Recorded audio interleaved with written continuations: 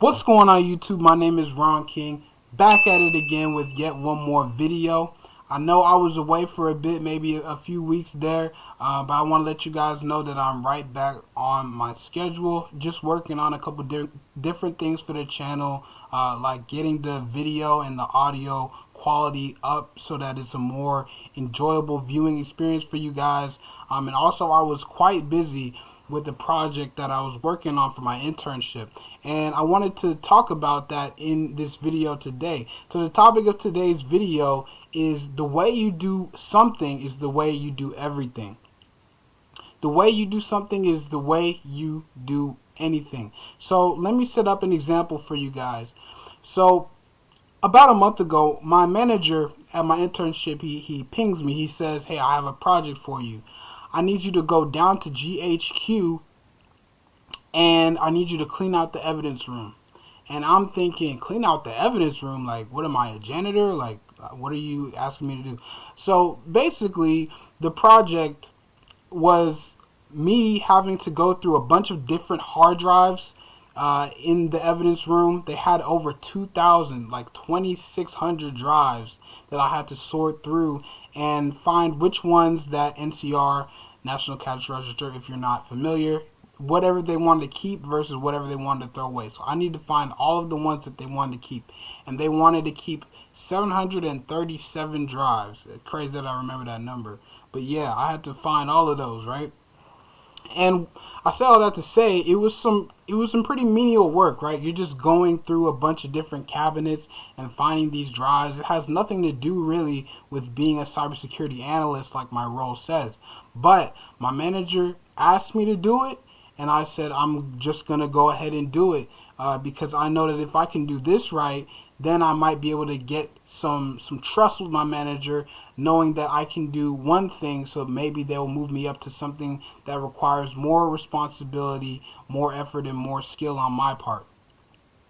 So initially, the project was supposed to last about 4 to 6 weeks, but I was able to get it done in about 3 weeks.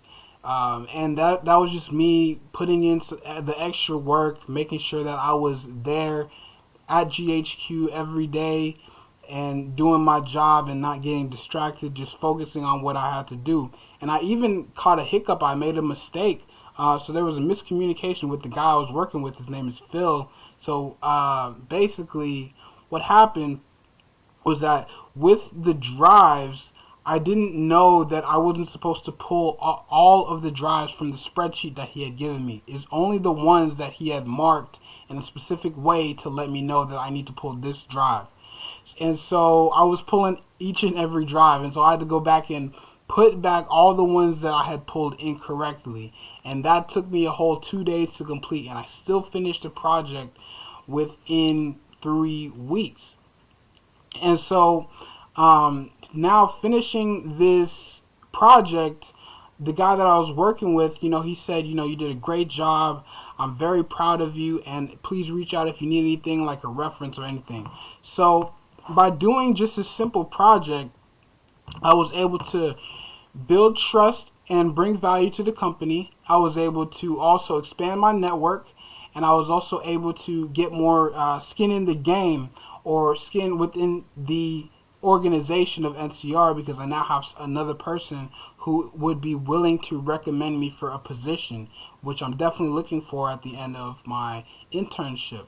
So just doing this one project, I was able to get all those things, even though it had nothing to do with my role as a cybersecurity analyst. I just did it anyway because I knew something good would come out of it, and I was just happy to add value in any way, especially being an intern. You can't really say, "Oh, no, I don't want to do this project. It doesn't seem like it's what I want to do." No, you go and do it. You go and get your hands dirty. You go in the weeds, in the trenches, and you figure it out, and you do what you have to do, and you do it to the best of your ability. And you do it in such a way that they look at you like, wow, this person, they're dedicated, they know what they're doing, and I would trust this person with another project. That's how you want to go into it, and that's how you want to finish. You want to start well, and you want to finish well as well. And my point in all of this is saying that, even though it wasn't something that I really wanted to do, even though it wasn't something that was pertaining heavily to my role, I still did it to the best of my ability, and I ended up better off as a result.